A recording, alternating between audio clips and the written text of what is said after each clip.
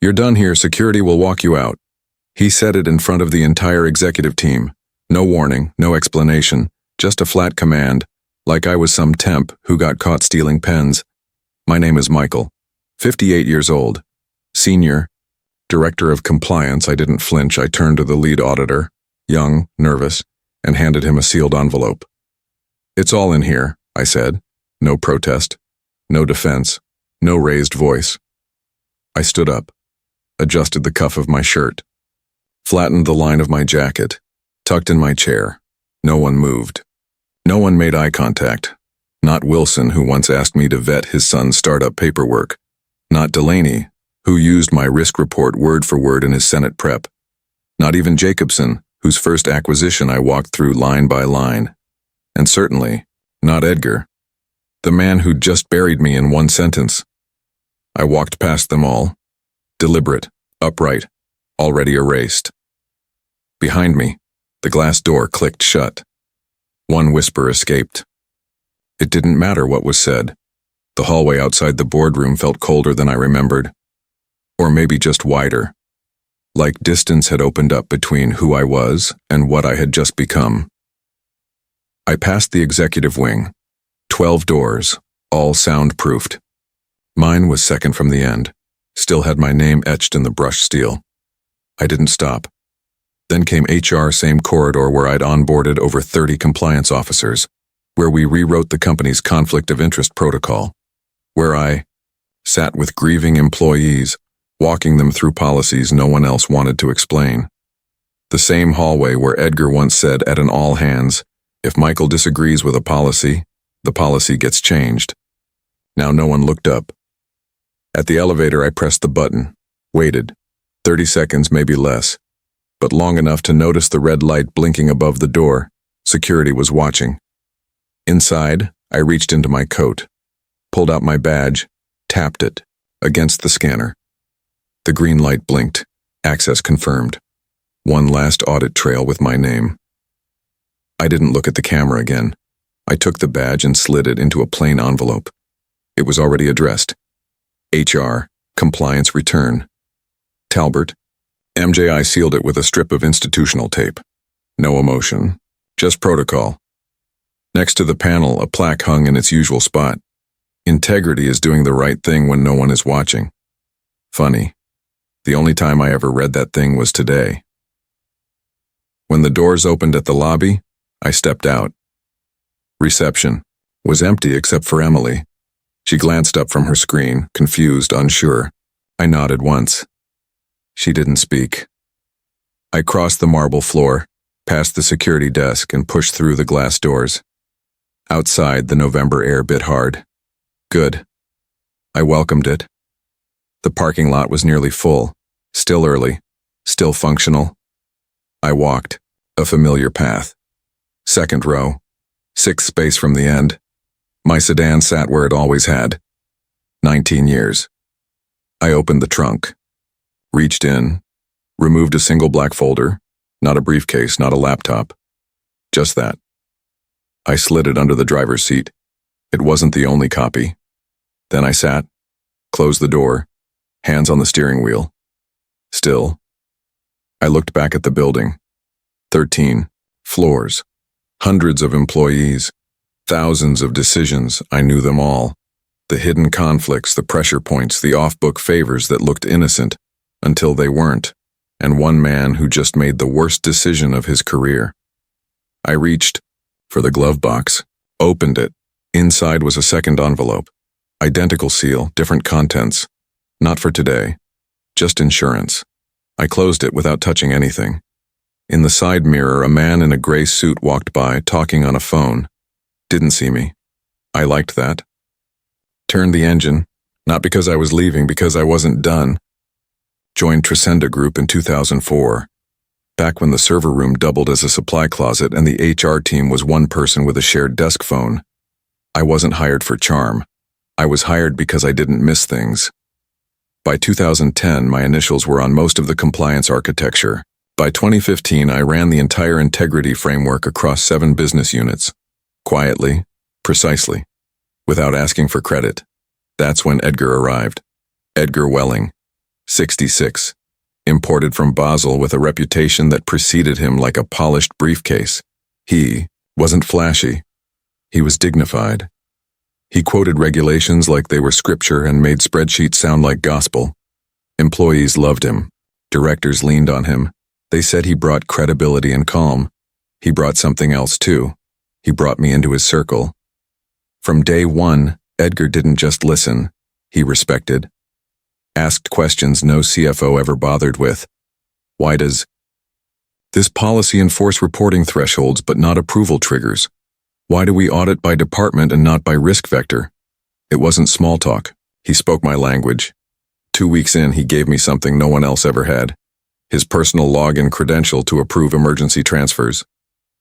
Only for when I'm offline, he said. I trust your judgment more than my own reflexes. I didn't take it lightly. That access came with legal exposure, but I never used it. Never needed to, until I found out someone else had. We'd established a routine, quiet check-ins, closed-door lunches, and a shared belief that controls mattered more than charisma. And when the board launched the Transparency Initiative, it was Edgar who insisted I lead the digital side. We co-authored the core protocol together, real-time logging, layered access, immutable ledger checkpoints. We named it internally, Project Iron Veil. He presented it as his legacy. Let them remember us as the men who made fraud impossible, he said with a grin. I remember thinking, finally, someone who means it. For years, we built a firewall no one questioned until he started dismantling it, piece by piece. The first change was subtle, a canceled meeting. A board prep session reassigned to a junior I hadn't mentored. Then came the lunch he skipped. Out sick, he texted, no emoji. No reschedule. That was unlike him. The next time we met, he was different. Too polished. Measured pauses. And then this line. Sometimes, systems are too rigid for complex realities. He didn't look at me when he said it. 2 days later, I reviewed quarterly affiliate reports. Routine. Boring. Until one vendor line stopped me. Betrayal Consulting. Not on any approved list. Not in any subsidiary request trail. $1.2 million in strategic advisory fees. The invoices were too clean. No deliverables. No names. No audit tags. But the payments? Routed through Iron Veil. The system Edgar and I built to prevent fraud had been used to authorize it. And the approval ID, mine. Only it wasn't. It was my clearance key, but the timestamp showed I was in Zurich attending a regulatory summit. I checked the metadata. The access came from Edgar's floor, his terminal. He had used the emergency credential, the one he gave me, to push the transaction through Iron Veil under my name. It was subtle, technically legal, practically untraceable, unless you knew exactly where to look. I didn't confront him. I just made a copy, logged it, secured it off network. That night I searched Betrayal's registry, founded 5 months ago. Luxembourg. Filed under a holding group tied to a name I hadn't seen in years. Raphael Decker, former auditor. Let go under quiet circumstances. Edgar vouched for him back then. The next morning I reviewed Edgar's travel log. 4 months ago he claimed to be visiting family in Geneva, but hotel records showed him in Luxembourg. Same week Betrayal was incorporated. That's when I knew. He wasn't hiding a simple scheme. He was hiding a network, a name, a history. The man who built our firewall had tunneled under it, and he'd used my keys to do it. But I still didn't confront him, because this wasn't a fight of words. This was a matter of reputation, and men like me don't shout to be believed. We document. We watch. We wait. I kept quiet, not out of fear, out of precision. In my line of work, the difference between exposure and accusation is documentation. And Edgar was counting on silence, not just mine, but everyone else's. Betrayal received a third payment, then a fourth. Each one routed through Iron Veil using my legacy credential, just below the auto-escalation threshold. $249,800, $248,900. He knew the system too well. Because we built it.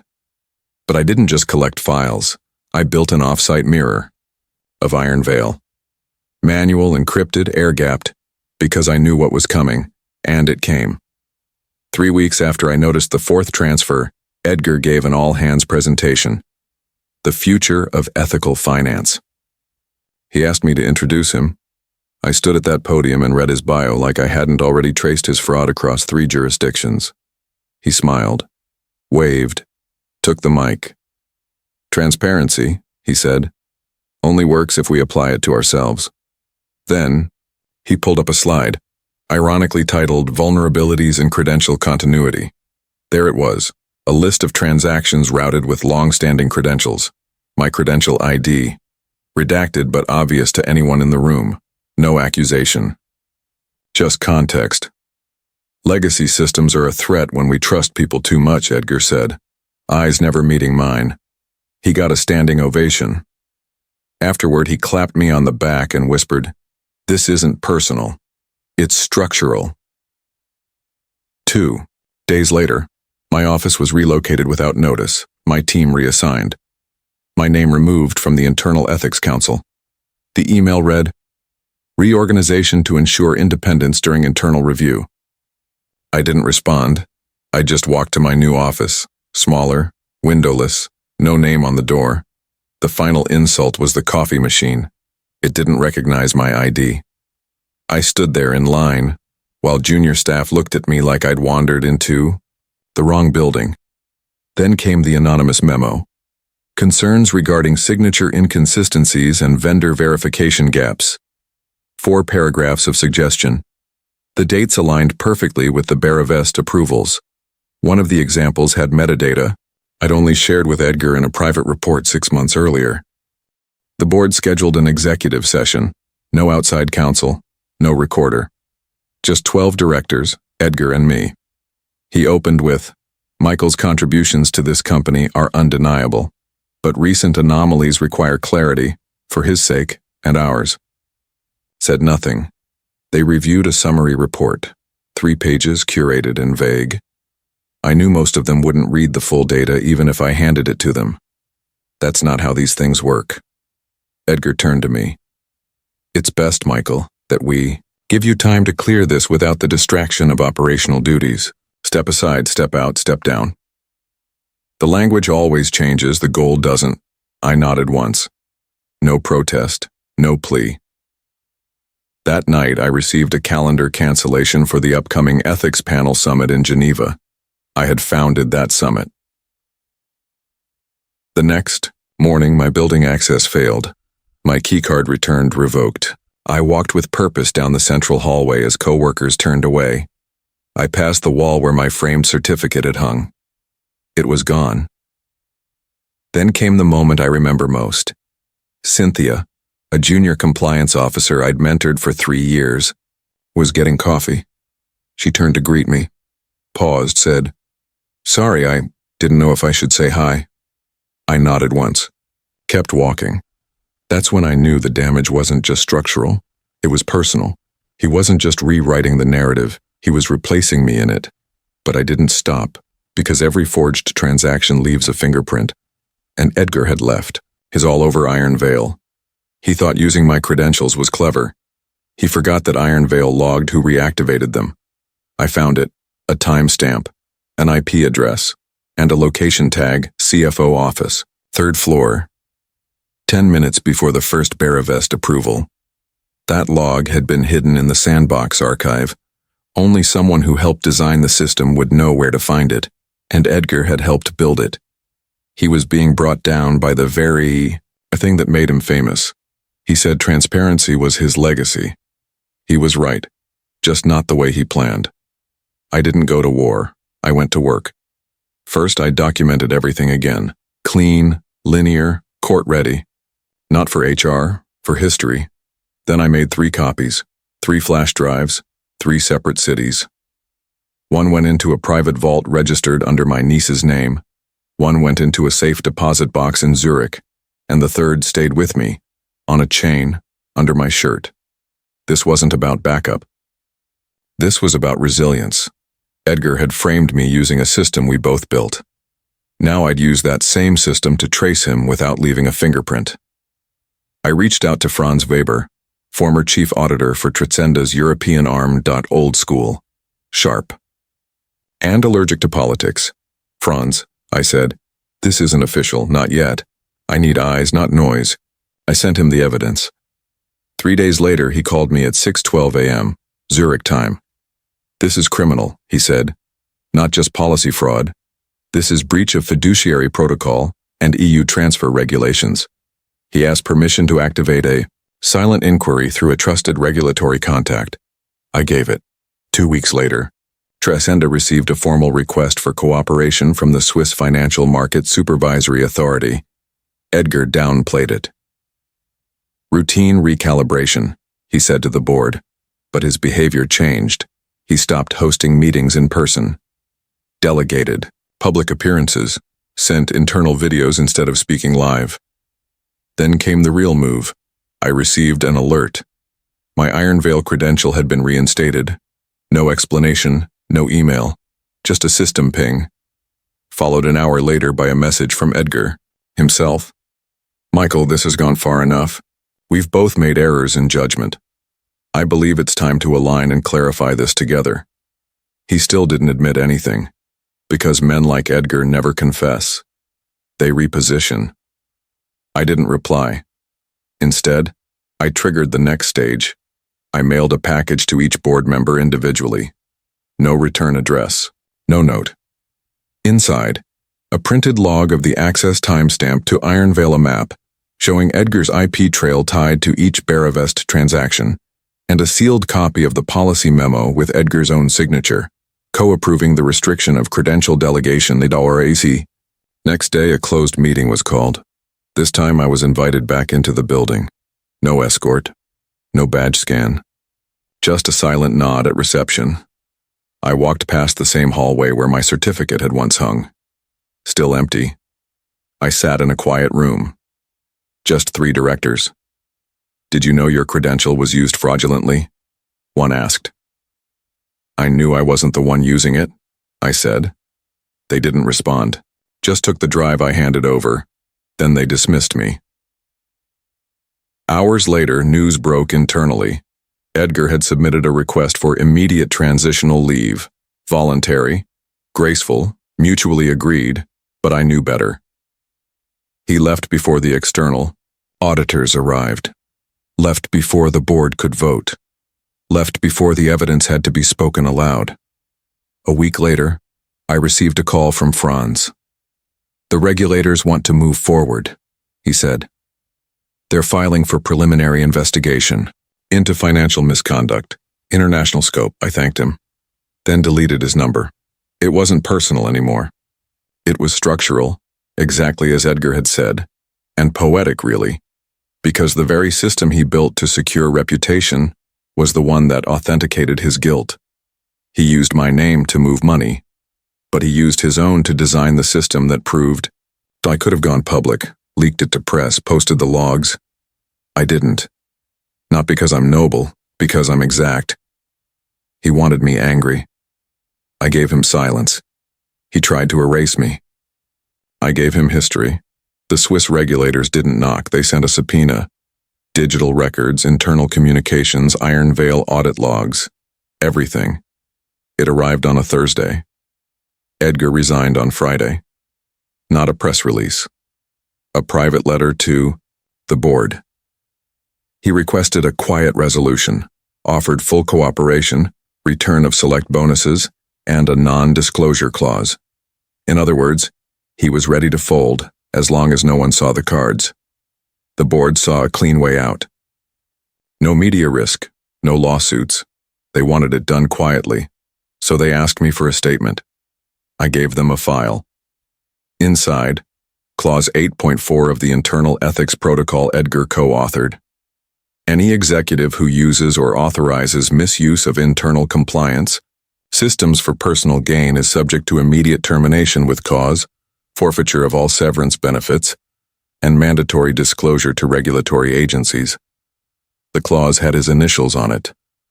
The board read it, passed it around, Still, one of them asked, "Michael, what are you looking for?" It was a fair question. I could have asked for press time, or demanded a public apology, or even pushed to charge him criminally before the board acted. Instead, I said, "I'm asking you to prove that our rules mean something even when it's one of us." That night I received a formal call. The company would not accept Edgar's negotiated resignation. He would be terminated for cause. All post-employment compensation revoked. Retirement stocks frozen. Access rescinded. The final blow, a mandatory disclosure to regulatory partners and internal counsel. It wasn't loud, but it was final. The man who once said, "We don't need noise to prove we're honest," was erased from the executive archive in 48 hours. No farewell email. No commemorative plaque. Just a line in the system. Status: terminated for cause. But it wasn't over. I received an invitation to address the executive team, to set the record straight, to clear my name, and to say, if I wanted, what Edgar had done. I prepared a short slide deck. 10 minutes, the room was full. Board members, directors, employees who hadn't spoken to me in months. I stepped up, looked around, then closed the laptop. "I came here to speak," I said, "but the evidence has already done that for me." I paused. He thought he could borrow my name and leave me with the consequences. I won't return the favor. I walked out. No applause. No standing ovation, just silence. That's how you reset a narrative. Not with noise, with restraint. 3 days later, I was offered reinstatement, same office, same title, back pay, a personal apology signed by the chairman. I thanked them, then declined. Not out of bitterness, out of purpose.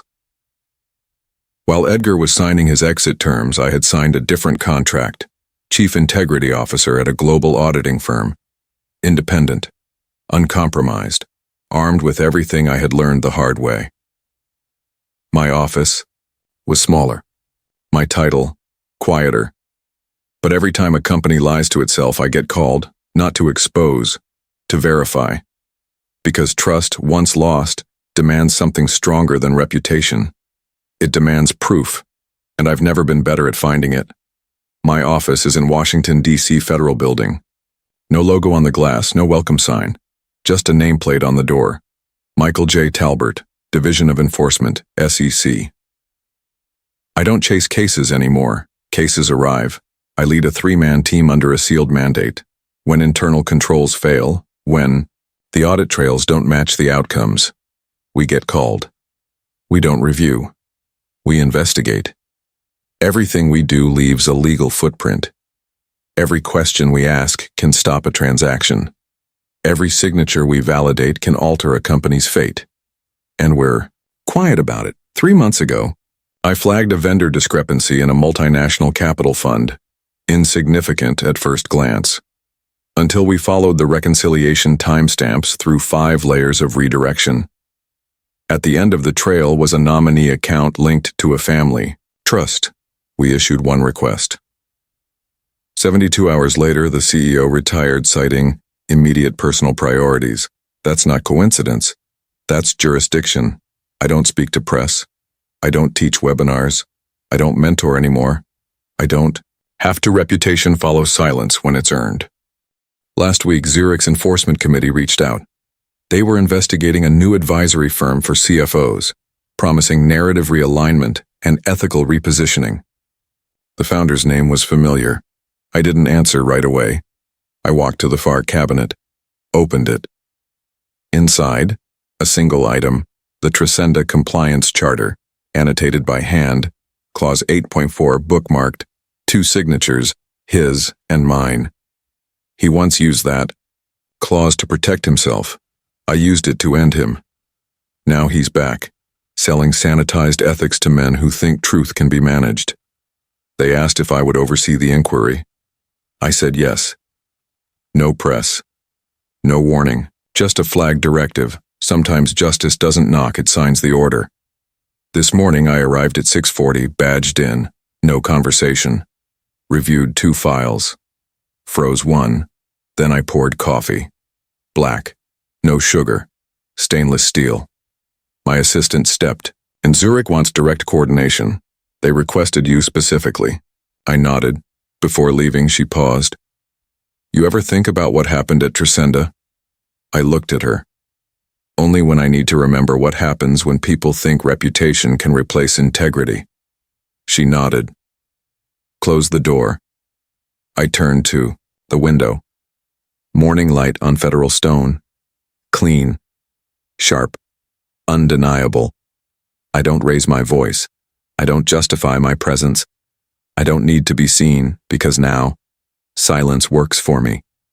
He erased my name to protect his. Now mine decides what his is worth. The gentleman's revenge isn't loud, but it's always personal. If this felt personal, make it personal.